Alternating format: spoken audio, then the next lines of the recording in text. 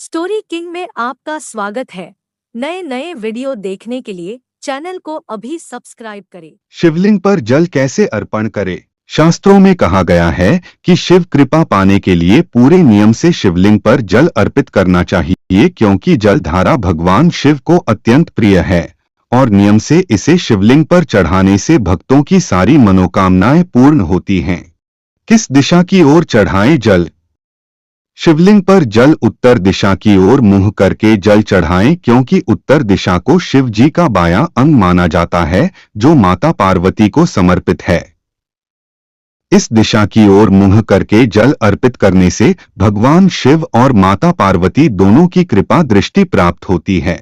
कौन से पात्र से अर्पित करें जल?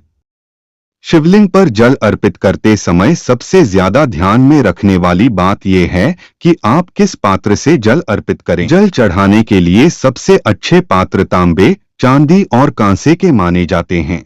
स्टील के पात्र से शिवलिंग पर जल नहीं चढ़ाना चाहिए। जल अर्पण के लिए सर्वोत्तम पात्र तांबे का है, इसलिए इसी पात्र से जल चढ़ाना उत्तम है। लेकिन तांबे के पात्र से शिव जी को दूध न चढ़ाएं, क्योंकि तांबे में दूध विष के समान बन जाता है। कभी भी शिवलिंग पर तेजी से जल नहीं चढ़ाना चाहिए।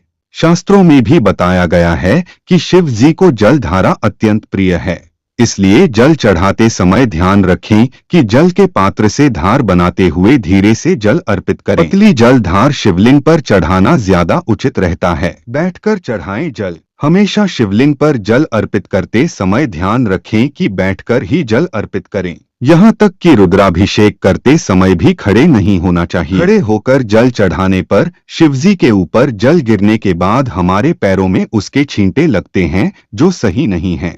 जल के साथ कुछ और न मिलाएं। कभी भी शिवलिंग पर जल चढ़ाते हुए जल के पात्र में कोई अन्य सामग्री न मिलाएं। कोई भी सामग्री जैसे पुष्प, अक्षत या रोली जल में मिलाने से उनकी पवित्रता खत्म हो जाती है। इसलिए भगवान शिव की कृपा दृष्टि पाने के लिए हमेशा जल को अकेले ही चढ़ाना चाहिए। लेकिन जल में कुछ बूंदे नर्मदा या गंगा आदि पवित्र नदियों की जरूर मिलानी चाहिए। वस्तु अर्पित करने के बाद जल चढ़ाएं। आप यदि भगवान शिव को शहद, दूध, दही या किसी प्रकार का रस अर्पित करते हैं तो वह जल में ना मिलाएं। कोई भी वस्तु भगवान को अलग से चढ़ाएं, फिर उसके बाद में जल अर्पित करें। देसी गाय का दूध ही काम लें।